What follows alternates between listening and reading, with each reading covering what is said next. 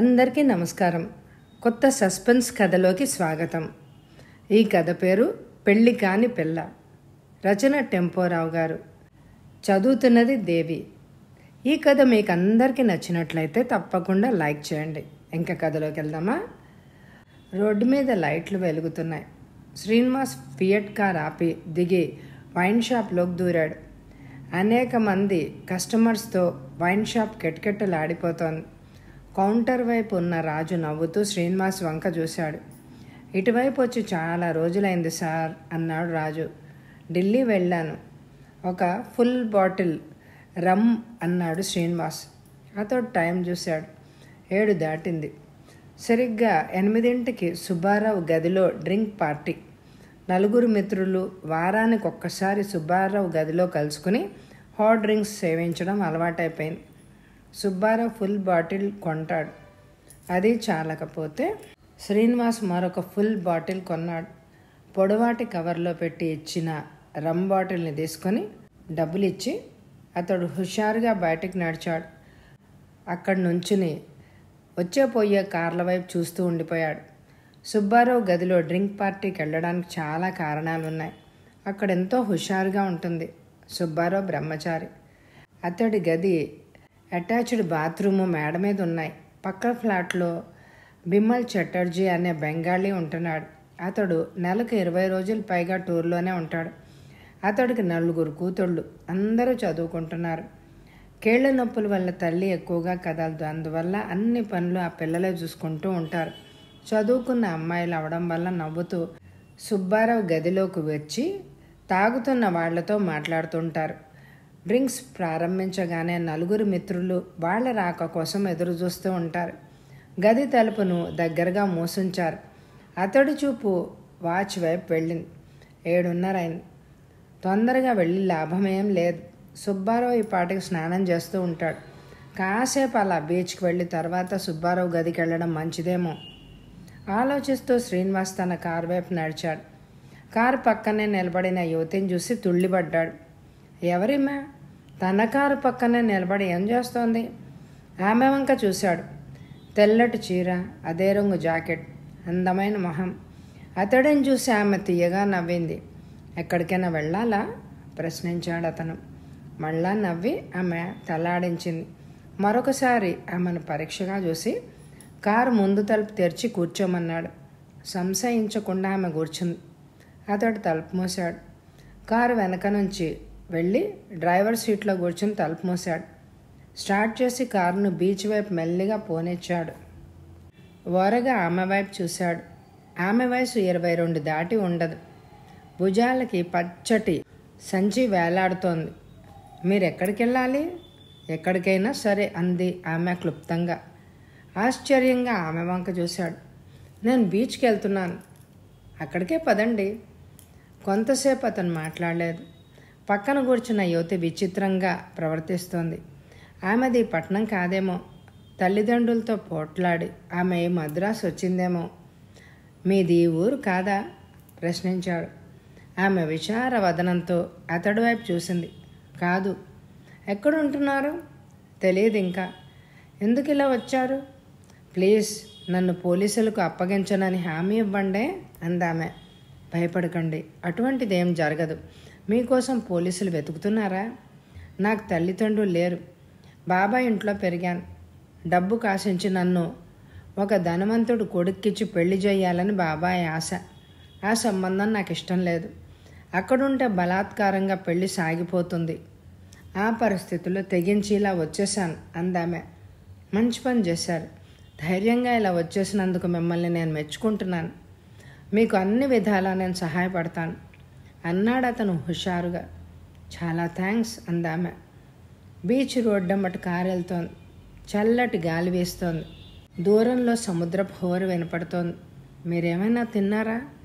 పర్వాలేదులేండి అందామె నిర్లిప్తంగా. అతడు మౌనంగా కారును పోనిచ్చాడు. మెరీనా హోటల్ కాంపౌండ్లో అతడు కారాపి దిగి ఆమె వైపున్న తలుపు తెరిచాడు. రండి, టిఫిన్ తిందురు గాని. మీకు శ్రమ కలిగిస్తున్నాను అంటూ ఆమె కిందకి దిగింది. మెట్లకి ఇద్దరూ పైకెళ్ళారు. కుర్చీలో కూర్చున్నారు. బ్యారర్ రాగానే ఆమెను ఏం కావాలి అని అడిగాడు అతను. మీ ఇష్టం అందామె. శ్రీనివాస్ ఆర్డర్ ఇచ్చాడు. బేరర్ వెళ్ళాక నవ్వుతూ ఆమె వైపు చూశాడు. నా పేరు శ్రీనివాస్, మీ పేరు? నాగమణి. అతడు టైం చూశాడు. 8 దాటింది. తన మిత్రులు తన కోసం ఎదురు చూసి ఈపాటికి మొదటి రౌండ్లో ఉంటారు. టైంకు రానందుకు తన్ను తిట్టుకుంటూ ఉంటారు. నాగమణిని ఇలా వదిలేసి పార్టీకి వెళ్ళిపోవడం అతడికి ఇష్టం లేదు. నిజం చెప్పాలంటే చటర్జీ కూతుళ్ళ కంటే నాగమణి చాలా అందమైంది. చటర్జీ కూతుళ్ళు ఇలా వచ్చి అలా వెళ్ళిపోతూ ఉంటారు. నాగమణి తన ముందే ఉంది. తను వదలన్నంత కాలం తన ముందే ఉంటుంది. అనేక ప్లేట్లు తెచ్చి బేరర్ టేబుల్ మీద పెట్టాడు. గ్లాసులో ఐస్ వాటర్ ఇచ్చాడు. మీ హృదయంలా మీ చెయ్యి కూడా పెద్దది, ఎన్ని తినగలనా అందామె. మీరు ఎప్పుడు తిన్నారో తినండి, పర్వాలేదు. ఎక్కువైతే రాత్రి భోజనం మానేయొచ్చు అన్నాడతను. ఆకలితో ఆమె తినసాగింది. ఐస్ నీళ్లు గ్లాస్ వైపు చూసిన అతడు మెదడులో ఏదో మెదిలింది. అతడు నలువైపులా చూశాడు. వాళ్ళ టేబుల్ మూలగా ఉంది.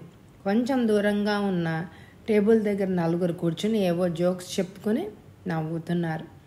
అతడు రహస్యంగా తనుకొన్న ఫుల్ బాటిల్ రమ్ము సీల్డ్ మూత తిప్పాడు. గ్లాసులో ఐస్ వాటర్ని సగం వరకు ఆమె గ్లాసులో పోశాడు. ఐస్ వాటర్ పైదాకా రమ్ పోశాడు. నీళ్ల రంగు మారింది.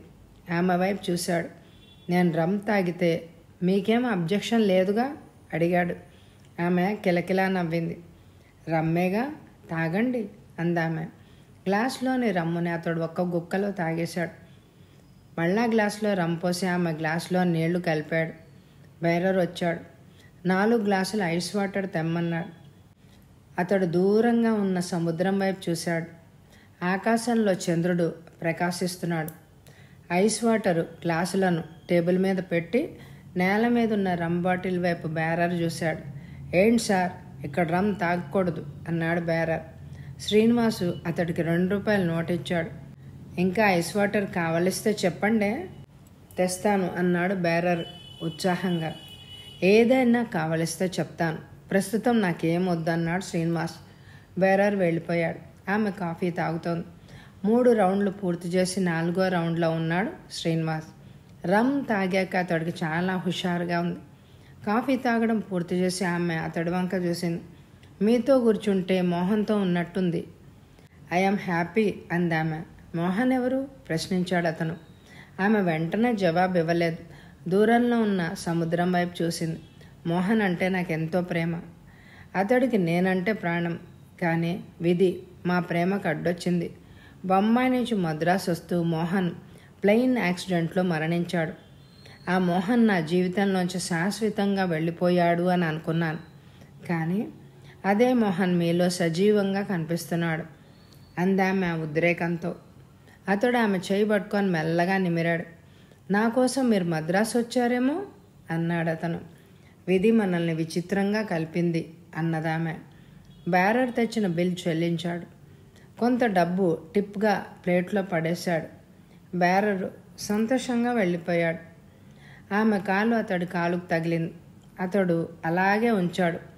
టేబుల్ కిందనున్న కాలును ఆమె వెనక్కి తీసుకోలేదు. అతడు టైం చూశాడు. 10 కావస్తోంది. ఈపాటికి సుబ్బారావు గదిలో వాళ్ళు తూలుతూ ఉంటారు. నాగమణి గురించి చెప్పాక వాళ్ళు తనని మెచ్చుకుంటారు. లక్కీ ఫెలో అంటారు వాళ్ళు. ఆలోచిస్తున్నాడు శ్రీనివాసు. ఇంట్లో తన కోసం వేచి ఉండే భార్య అతడు గుర్తొచ్చింది. అతడు పెళ్ళై 7 ఏళ్ళైంది. 2 పిల్లలు కూడా ఉన్నారు. భార్యకు ట్యూబెక్టమీ చేయించేశాడు అతను. భార్య అంటే అతడికి ఇష్టం లేదు. మేనత్త కూతురు, మేనరికం. ఆమె పొట్టిగా సిలిండర్లా ఉంటుంది. ఎప్పుడూ మూలుగుతూ ఉంటుంది. కడుపు నొప్పో తలనొప్పో ఆమెనెప్పుడు పీడిస్తూనే ఉంటుంది. ఇంట్లో ఉంటే నరకంలో ఉన్నట్టుంటుంది. తనకు తండ్రి ఇచ్చిన ఆస్తుంది, మంచి ఉద్యోగం ఉంది. కానీ తనకు సరైన భార్య దొరకలేదు. నాగమణిని చూస్తుంటే అతనికి ఎంతో ఆనందంగా ఉంది. భార్య తనకివ్వలేని ఆనందాన్ని తనకివ్వడం కోసం నాగమణిని విధి పంపిందేమో. పోదాం పదండి అన్నాడు అతను. ఇద్దరు కిందకి నడిచారు. కారులో కూర్చున్నారు. ఇదిగో మీ రమ్ బాటిల్ అక్కడ మర్చిపోయారు అందామె. అతడు ఆమె చేయి పట్టుకున్నాడు. ప్రేమతో ఆమె చెయ్యి నిమిరాడు. మిమ్మల్ని చూశాక ఎన్నో మర్చిపోయాను అన్నాడు అతను. క్షణకాలం ఇద్దరు మౌనంగానే ఉండిపోయారు. ఎలియట్స్ బీచ్కి వెళ్దామా అడిగాడు అతను. పదండి అందామె. అతడి చెయ్యి ఆమె చెయ్యిని నిమిరింది. మీతో ఎక్కడికైనా వస్తాను. మీరే నా మోహన్. మీకేం కావాల్సినా ఇస్తాను అందామె. యు ఆర్ గ్రేట్ అన్నాడు అతను. అక్కడ చంద్రకాంతిలో మీకు రమ్ తాగాలని అనిపించవచ్చు. కూల్ డ్రింక్స్ ఒక గ్లాసు కారులో పెట్టుకోండే అందామె. గ్లాసులు కారులోనే ఉన్నాయి, కూల్ డ్రింక్స్ తెస్తాను అని అతడు హోటల్ వైపు వెళ్ళాడు. ఆమె తీక్షణంగా అతని వైపే చూస్తోంది. అతడు తూలుతూ నడుస్తున్నాడు. కారు నడపగలడో లేడో. కాసేపట్లో అతడు తిరిగి వచ్చాడు. 4 బాటిల్స్ను కారులో పెట్టి కూర్చుని తలుపు మూశాడు. అతడు కారును వేగంగా పోనిచ్చాడు. ఎలియట్స్ బీచ్. కారులోంచి ఇద్దరు దిగారు. కూల్ డ్రింక్స్ బాటిల్స్ని తీసుకుని అతను సముద్రం వైపు నడిచాడు. వెనకే ఆమె కూడా వెళ్ళింది. ఇసుకలో ఇద్దరు కూర్చున్నారు. చంద్రుడు పైన ప్రకాశిస్తున్నాడు. సముద్రపు ఘోష వినిపిస్తుంది. అతడు ఆమెను కౌగిలించుకొని పెదవుల మీద ముద్దు పెట్టుకున్నాడు. ఆమె చేతులు అతడిని చుట్టేశాయి. శ్రీనివాసు అందంగా ఆమె కళ్ళలోకి చూశాడు. నాగమణి, ఐ లవ్ యూ అన్నాడు అతను. ఐ లవ్ యూ అందామె. చంద్రకాంతిలో ఆమెను చూస్తూ ఉండిపోయాడు అతను. ఆమె ధరించిన జాకెట్ వేడిపోయింది. చంద్రకాంతిలో మెరుస్తున్న ఆమె వైపు చూశాడు. తూలి ఆమె మీద పడ్డాడు.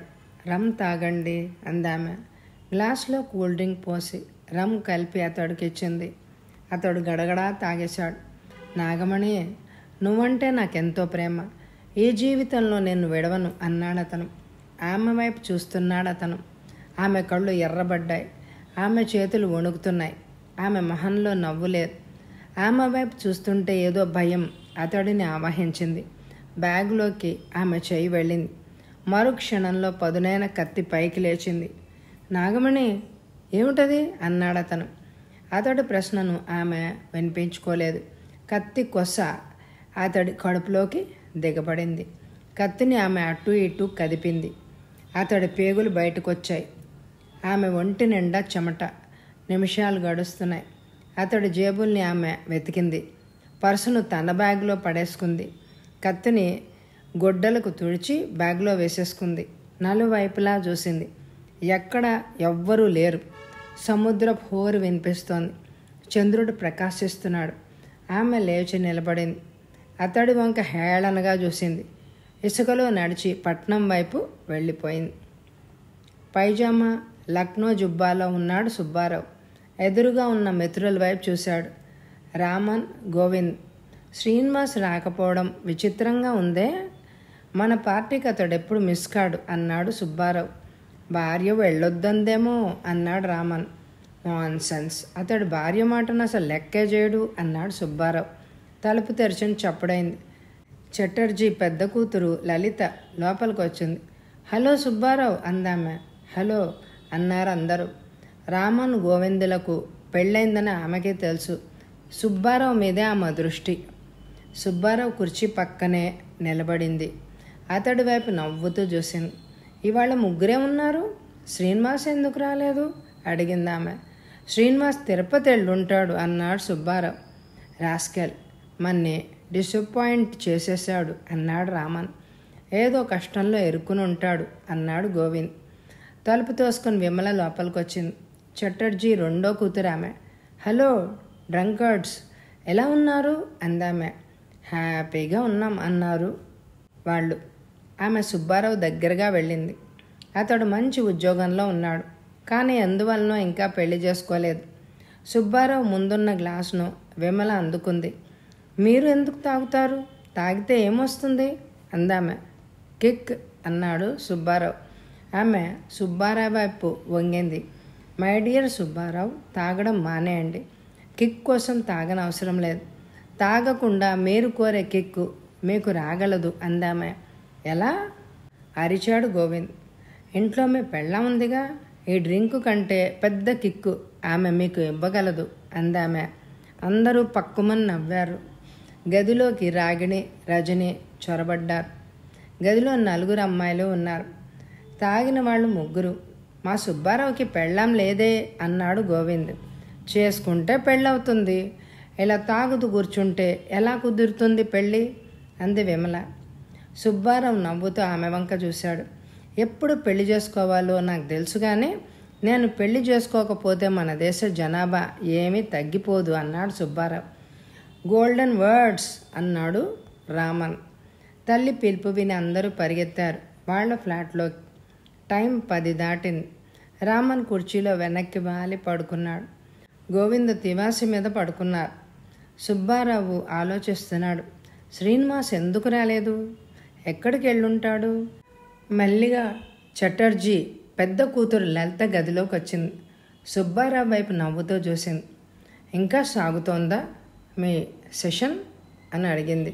సుబ్బారావు నవ్వాడు. వాళ్ళిద్దరూ స్లీపింగ్ సెషన్లో ఉన్నారు. ఇద్దరికి ఆశ ఎక్కువ, కానీ తాగి కూలిపోతారు. శ్రీనివాస్ భార్య ఫోన్ చేసింది. అతడు ఇక్కడ లేడని చెప్పాను అందామె. ఆమె గుమ్మంబాయి పెళ్ళింది. లలిత పిలిచాడు అతను. వెనక్కు తిరిగి చూసింది ఆమె. నవ్వుతూ అతడు కుర్చీ పక్కకు వెళ్ళింది. అతడు ఆమె చేయి పట్టుకున్నాడు. ఆమె కళ్ళల్లోకి చూశాడు. చటర్జీ కూతుళ్లలో పెద్దదైన లలిత అందంగా ఉంటుంది. ఎంఏ చదువుతోంది.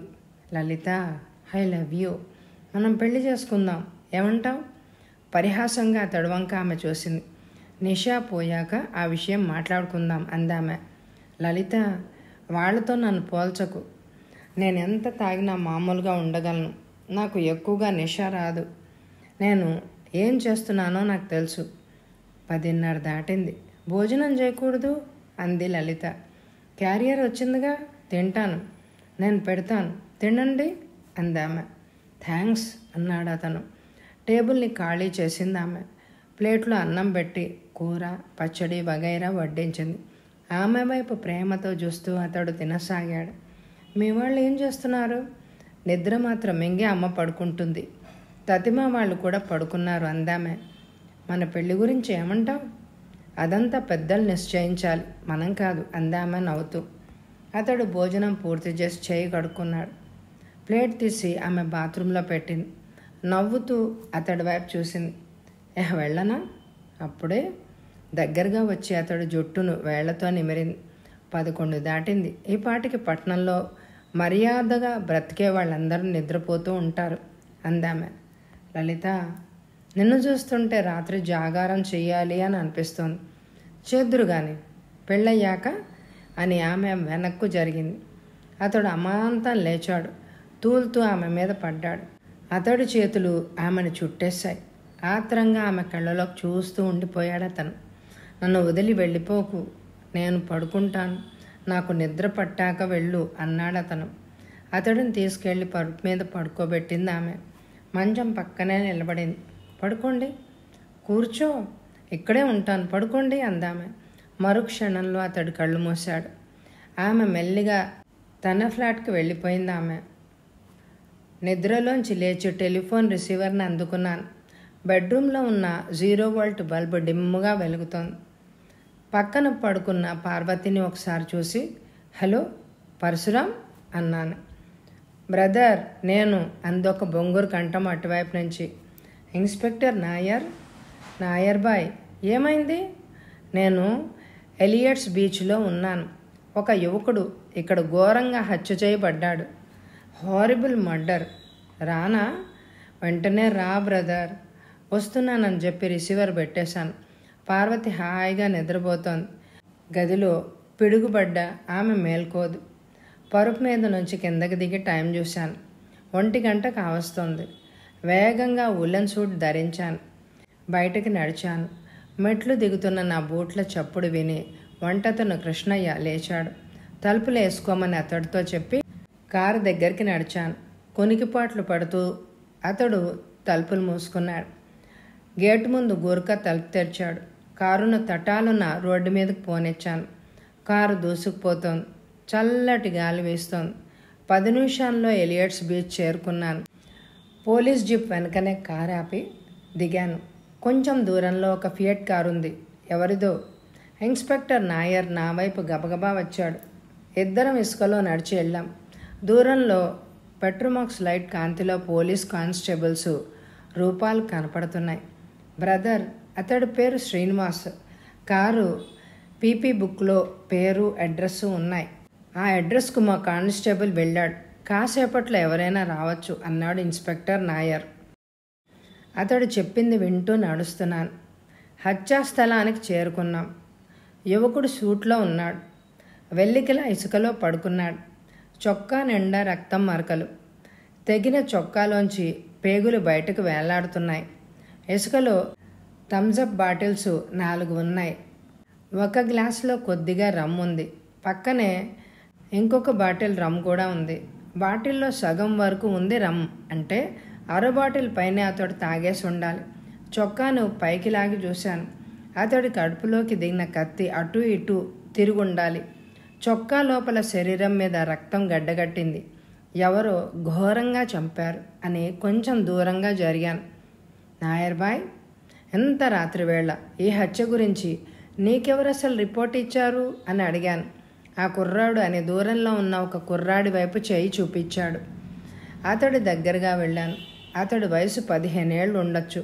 బ్లూ నిక్కరు, చిరిగిన షర్ట్లో ఉన్నాడు.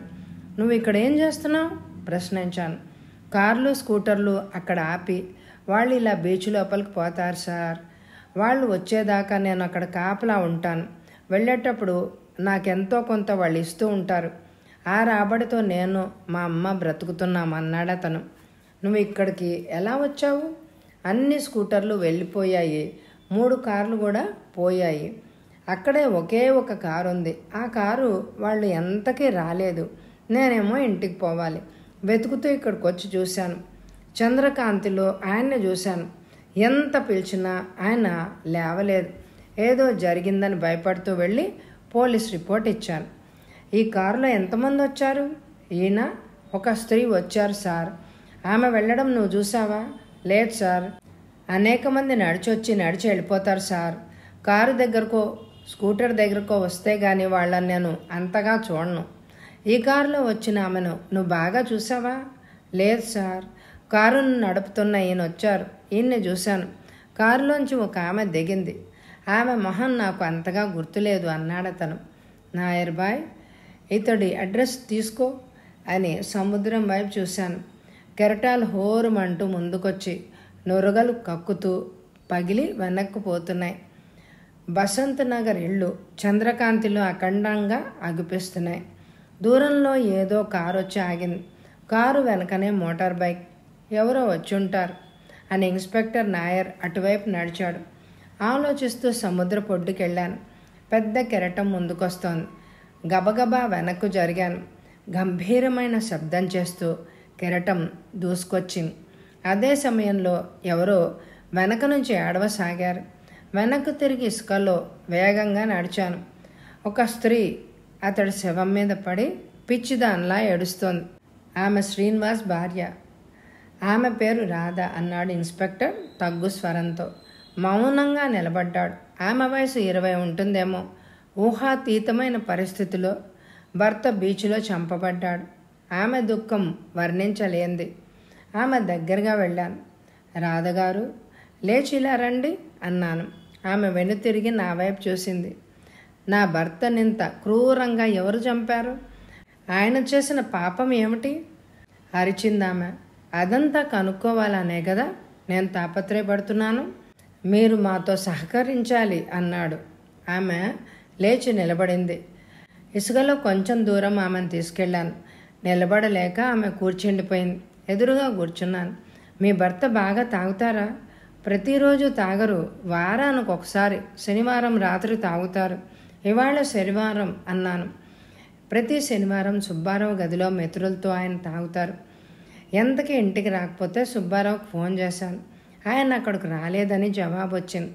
ఆ మిత్రులందరూ ఇవాళ ఈ బీచ్లో తాగారేమో అని ప్రశ్నించాను. వాళ్ళు సుబ్బారావు గదిలోనే ఉన్నారు. లలిత చెప్పింది. 3 డోస్లో ఉన్నారు అంది. ఎందువలనో నా భర్త రాలేదంది. లలిత ఎవరు? సుబ్బారావు పక్క ఫ్లాట్లో ఉంటోంది ఆమె. అక్కడే ఫోన్ ఉంది. సుబ్బారావు, రామన్, గోవింద్ గదిలో ఉన్నారని లలిత చెప్పింది. లలిత, మీ భర్తకు తెలుసా? ఆమె బెంగాలీ యువతి, చదువుకుంటోంది. ఆమెకు 3 చెల్లెళ్ళు కూడా ఉన్నారు. ఇదంతా నా భర్త నాతో చెప్పారు. 4 అక్కా చెల్లెళ్ళు, వాళ్లతో శ్రీనివాస్కి పరిచయం ఉంది. వాళ్లలో ఎవరితోనైనా శ్రీనివాసు ఈ బీచ్కి ఒంటరిగా వచ్చాడా? ఒక్క క్షణం మౌనంగా ఉండిపోయాను. మీ భర్త ఏం చేస్తున్నారు? తండ్రి వదిలిన ఆస్తి చాలా ఉంది. బ్యాంకులో ఉద్యోగం చేస్తున్నారు. ఆయన మిత్రులు కూడా అదే బ్యాంకులో ఉద్యోగం చేస్తున్నారు. మీ దాంపత్య జీవితం సుఖంగా సాగుతోందా? పెళ్ళై 10 ఏళ్ళు కావస్తోంది. 2 పిల్లలు. జీవితం సాగిపోతోంది. సుఖంగా అనలేను లేండి. మీ భర్త ఎటువంటి వారు? మంచివారే, కానీ ఆడపిల్లలంటే ఆయనకు బాగా పిచ్చి. ఇవాళ రాత్రి మీ భర్తతో ఒక యువతి ఇక్కడికి వచ్చింది అని తెలిసింది. ఆమె ఎవరో మీరు చెప్పగలరా? నాకు తెలీదు. ఆయన ఏ యువతితోనైనా సంబంధం పెట్టుకున్నారా? నాకు చెప్పలేదు. మీ భర్త జేబులో ఎంత డబ్బు ఉండాలి? సాధారణంగా ఆయన పర్సులో 1000 పైనే ఉంటుంది.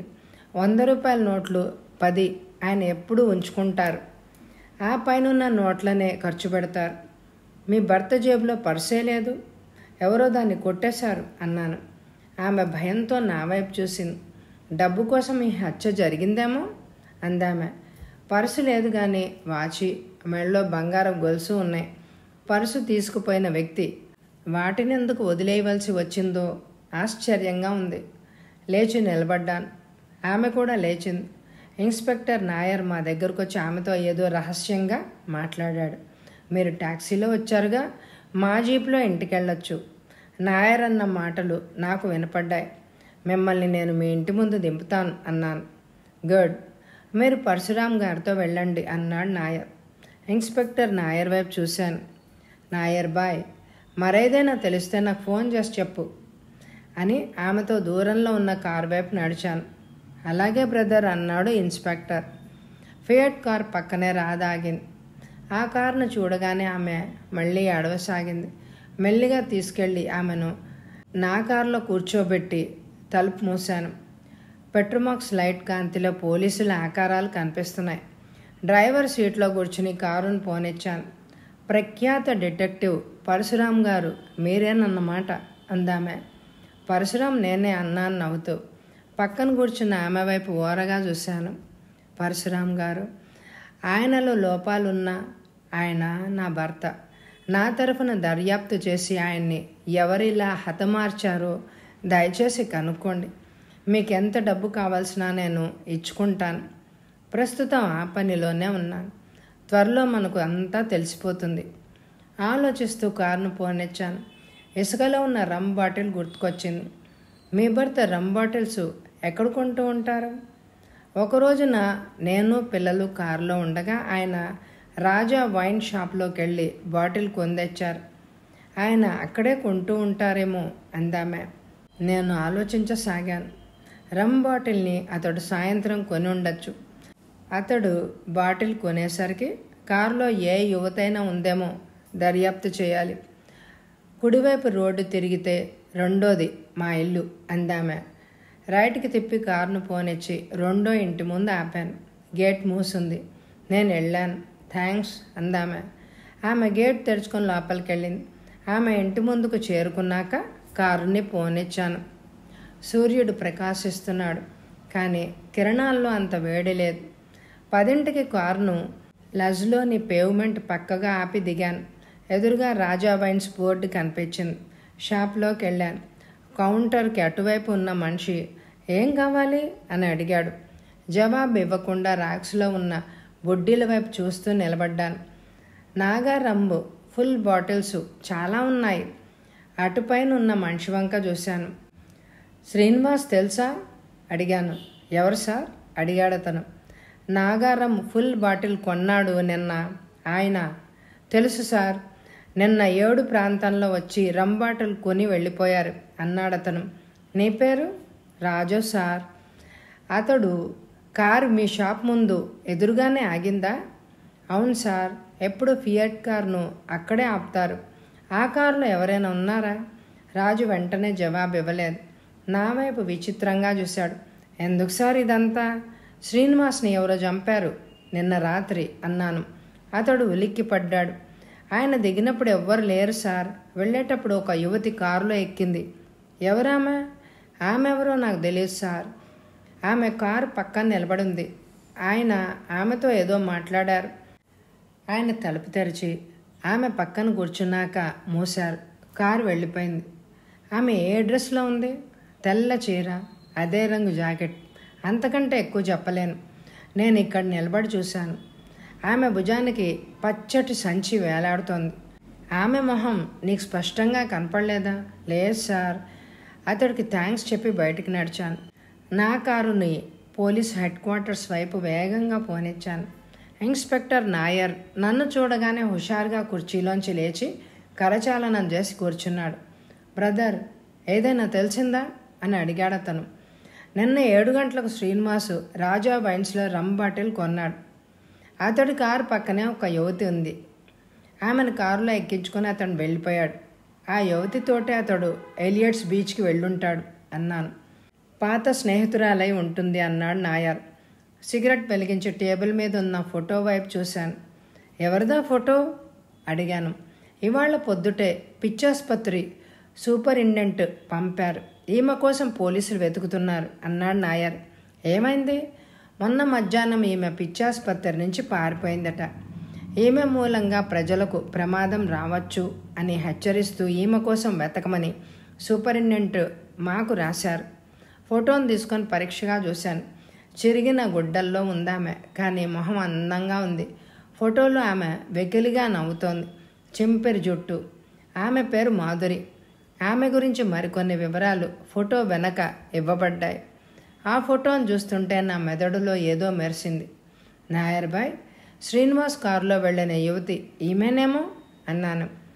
ఇన్స్పెక్టర్ నాయర్ హేళనగా నవ్వాడు. బ్రదర్, ఈమె మొహం దుస్తులు చూస్తే పిచ్చిదని తెలుస్తోంది. ఇటువంటి దాన్ని ఎవ్వరూ కారులో ఎక్కమనరు అన్నాడు నాయర్. సిగరెట్ వదులుతూ ఫోటో వంకే పదే పదే చూస్తూ ఉండిపోయాను. నాయర్ బాయ్, పిచ్చాసుపత్రి సూపరింటెండెంట్ నీకు తెలుసా? తెలుసు. ఆయన పేరు రామచంద్రం. అతడికి ఫోన్ చేయి, నేను మాట్లాడతాను. డైరెక్టరీలో నంబర్ చూసి నాయర్ డయల్ చేశాడు. అటువైపు రామచంద్రన్ రాగానే రిసీవర్ నాకు ఇచ్చాడు. పరశురామ్ స్పీకింగ్ అన్నాను. మీతో మాట్లాడుతున్నందుకు నాకు చాలా సంతోషంగా ఉంది. చెప్పండి, ఏం కావాలా? మొన్న మధ్యాహ్నం మాధురి అనే యువతి మీ హాస్పిటల్ నుంచి పారిపోయింది అని తెలిసింది. ఆమె ఫోటో చూశాను. ఆమె మూలంగా ప్రజలకు ఎలా ప్రమాదం రావచ్చు ప్రశ్నించాను. మాధురి మేము ఎప్పుడు ఒంటరిగా తాళం వేసిన గదిలో ఉంచేవాళ్ళం. మొన్న మధ్యాహ్నం ఆమె గదిలోకి రాజీ భోజనం తీసుకెళ్ళింది. అమాంతంగా ఆమె రాజీ తల మీద గ్లాస్తో కొట్టింది. రాజీ స్పృహ తప్పి పడిపోయింది. పచ్చటి బ్యాగును భుజానికి తగిలించుకుని మాధురి వెంటనే బయటికి వెళ్ళిపోయింది. ఆమెను ఎవ్వరు ఆపలేదా? తర్వాత ఏమైంది? 2 దాటాక ఈ వార్త నాకు రిపోర్ట్ చేయబడింది. వెంటనే నలువైపులా ఆమె కోసం మా మనుషులను పంపాను. వాళ్ళు వెతికారు. తర్వాత నేను పోలీస్ రిపోర్ట్ ఇచ్చాను. ఆమె గత చరిత్ర గురించి చెప్పగలరా? అదంతా మా రికార్డ్స్లో ఉంటుంది. మీరు ఇక్కడకు దయచేసి వస్తే అంతా చూడొచ్చు. మరొక విషయం, ఆమె తల్లి రాజమ్మ పట్నంలోనే ఉంది. ఆమెను కలుసుకుంటే మీకు అంతా తెలుస్తుంది. రాజమ్మ అడ్రస్ చెప్పండి. అతడు చెప్పిన అడ్రస్ గుర్తుంచుకున్నాను. అతడికి థ్యాంక్స్ చెప్పి రిసీవర్ని పెట్టేశాను. మాధురి ఫోటోని జేబులో పడేసుకుని నాయర్ ఆఫీస్లోంచి బయటికి నడిచాను. భారతీ నగర్లో చిన్న బంగ్లా ముందు కారాపి దిగాను. గేట్ తెరుచుకొని ముందు వరండా మీదకు వెళ్ళాను. సిగరెట్ పీలుస్తూ నలువైపులా చూశాను. చిన్న ఇల్లు. ఇంటి చుట్టూ ముళ్ళ తీగలు అమర్చబడి ఉన్నాయి. తలుపు మీద తట్టాను. ఎవరు అందొక కంఠం అటువైపు నుంచి. పరశురాం అన్నాను. తలుపు తెరిచి 60 ఏళ్ల స్త్రీ నా వైపు చూసింది. ఆమె చేతులు వణుకుతున్నాయి. పార్కిన్సన్స్ డిసీజ్ వల్ల ఆమె మొహానికి మాస్క్ ధరించినట్లుంది. కూర్చోండి అందామె. కుర్చీ చూపించింది. నేను కూర్చున్నాను. ముందు హాల్లో గుమ్మం కటువైపున కుర్చీలో కూర్చున్న ఆమె వైపు చూశాను. ఆమె మొహంలో సంతోషము లేదు. మృత్యువు కోసం నిరీక్షిస్తున్నట్లే జీవిస్తోంది. ఏం కావాలి బాబు అందామె. మీ మాధురి గురించి వినడానికి వచ్చాను. ఇంకెక్కడ మాధురి? జీవితాన్ని పాడు చేసుకుంది అందామె. అసలు ఆమెకి ఏమైంది? ఆమెకి ఎందుకు పిచ్చి పట్టింది? కర్మ బాబు అందామె. కారణాలను సృష్టించి కర్మ సంభవిస్తుంది బాబు. అమ్మాయి మాకు ఒక్కగానొక్క కూతురు. అది BA చదువుతుండగా ఆయన పోయారు. ప్రాణంగా భావిస్తూ దాన్ని పెంచుకున్నాను. మోహన్ వల్ల అది పడింది. అతడు ఇంటికొచ్చేవాడు. కుర్రాడు మంచివాడు అని అనుకున్నాను.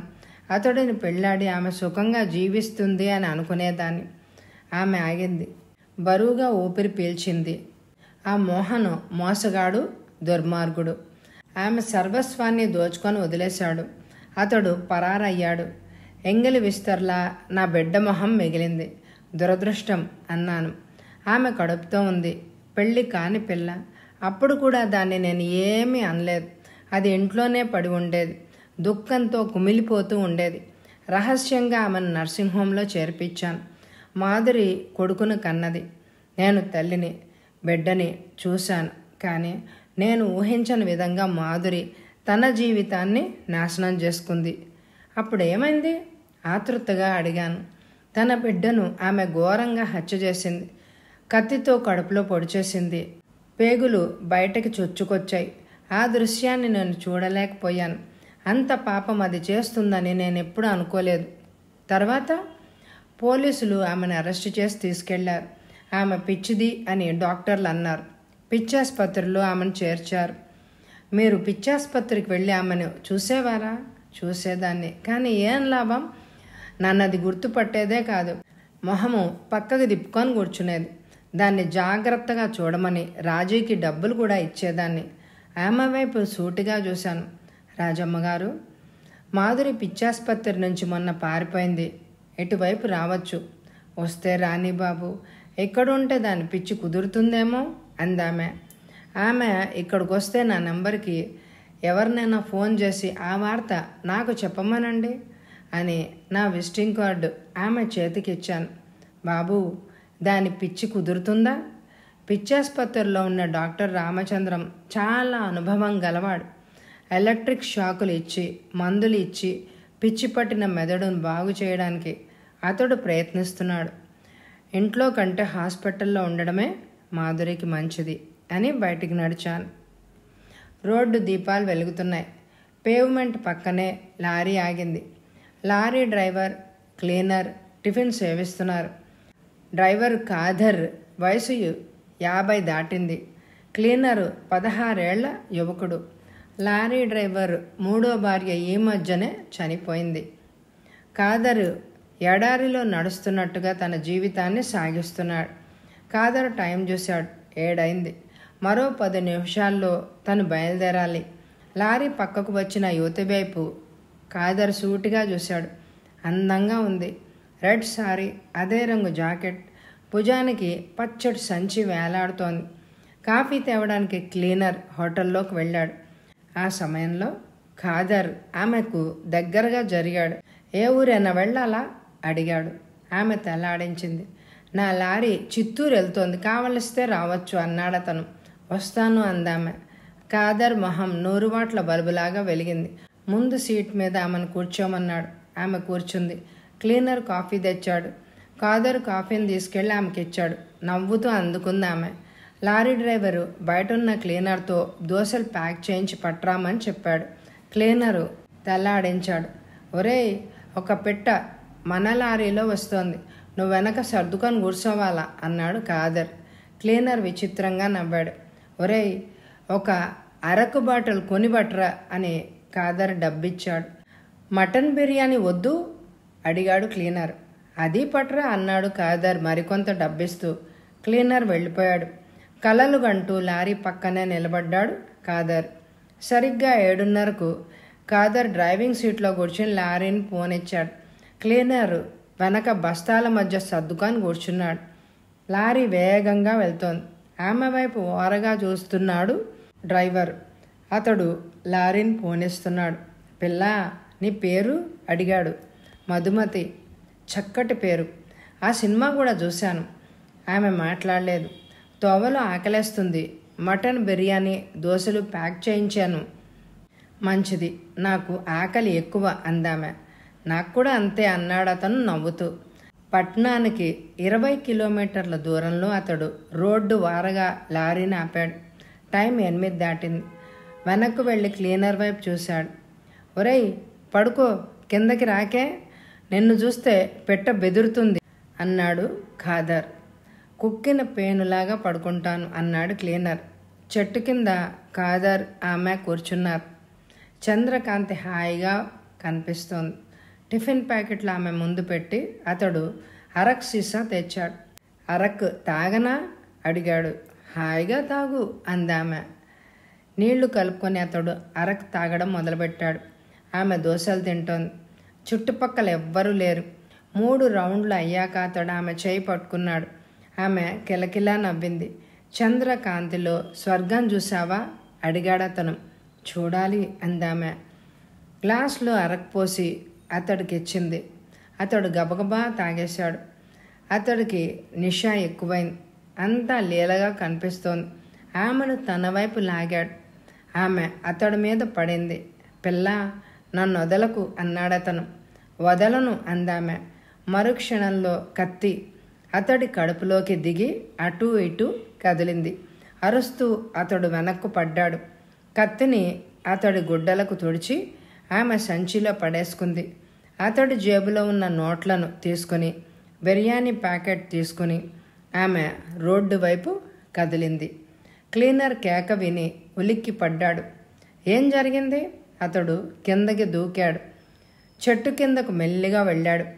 గడ్డి నేల మీద పడున్న ఖాదర్ వైపు చూశాడు. పెట్ట ఎగిరిపోయింది. అతడింకా దగ్గరికి వెళ్ళాడు. రిసీవర్ ఎత్తి హలో అన్నాడు. బ్రదర్, మరొక హత్య. పట్నానికి 20 కిలోమీటర్ల దూరంలో చిత్తూరుకి వెళ్లే ట్రంక్ రోడ్డు మీద లారీ డ్రైవర్ని ఎవరో చంపారు అన్నాడు నాయర్. నువ్వు వెళ్తున్నావా?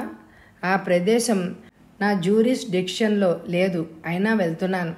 ఈ హత్యకి శ్రీనివాస్ హత్యకి బాగా పోలికలున్నాయి. ఏ విధంగా?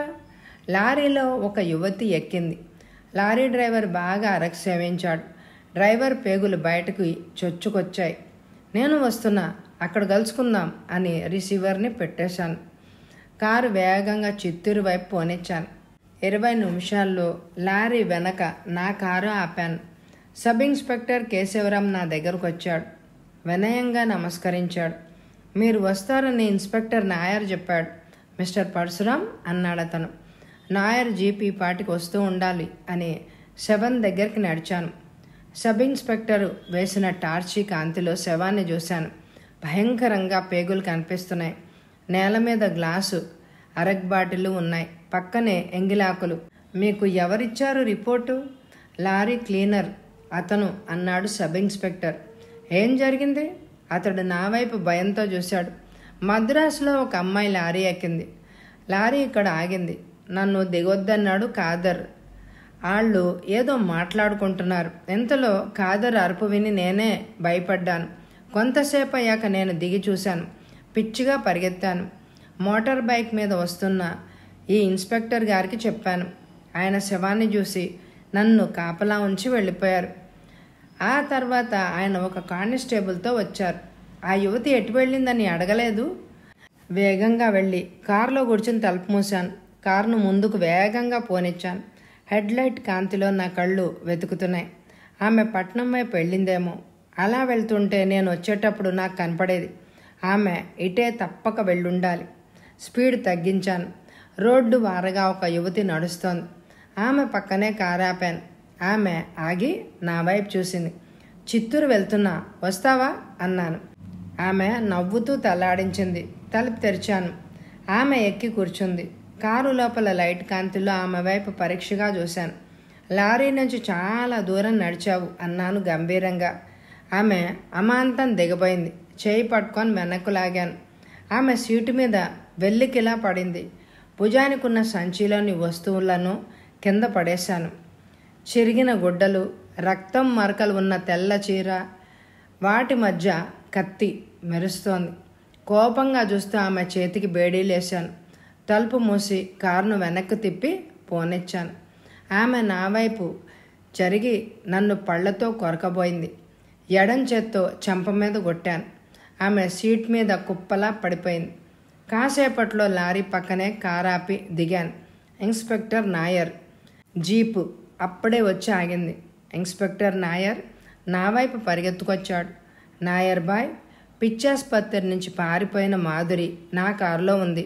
శ్రీనివాస్ని లారీ డ్రైవర్ ఖాదిర్ని ఆమె చంపేసింది. హత్యకు ఉపయోగించిన కత్తి కారు కార్పెట్ మీద పడుంది అన్నాను. ఇన్స్పెక్టర్ నాయర్ నా కారు వైపు వెళ్ళాడు. తలుపు తెరిచాడు. లోపల లైట్ వెలిగింది. ఆమెను బయటికి లాగి కార్పెట్ మీదున్న కత్తి వైపు చూశాను. ఆమె చేతులకు వేసిన బేడీలు తీసేసి కోట్ జేబులో పడేసుకున్నాను. ఒక కానిస్టేబుల్ గుడ్డల్ని కత్తిని సంచిలో పడేసి ఆమె భుజానికి తగిలించాడు. శూన్యంలోకి చూస్తున్న మాధురి చేతులకు ఇన్స్పెక్టర్ నాయర్ బేడీలు వేశాడు. బ్రదర్, ఈమె ఇదంతా ఎందుకు చేసింది? నాయర్ బాయ్, ఆమె పిచ్చిది, మ్యాడ్ కిల్లర్ అని కారును స్టార్ట్ చేశాడు. కథ సమాప్తం. ఈ కథ మీ అందరికీ నచ్చినట్లయితే తప్పకుండా లైక్ చేయండి. ఇదివరకు చదివిన సస్పెన్స్ నవలలు ఉన్నాయి, తప్పకుండా ప్లేలిస్ట్లో వెతికి చూడండి. ఈ కథకి ఎక్కువ లైకులు ఇవ్వండి. మీరు ఎక్కువ లైక్లు ఇస్తే ఈ కథ ఇంకొక 10 మందికి చూపించబడుతుంది. మరి తప్పకుండా లైక్ చేయండి friends. Thank you very much my dear friends.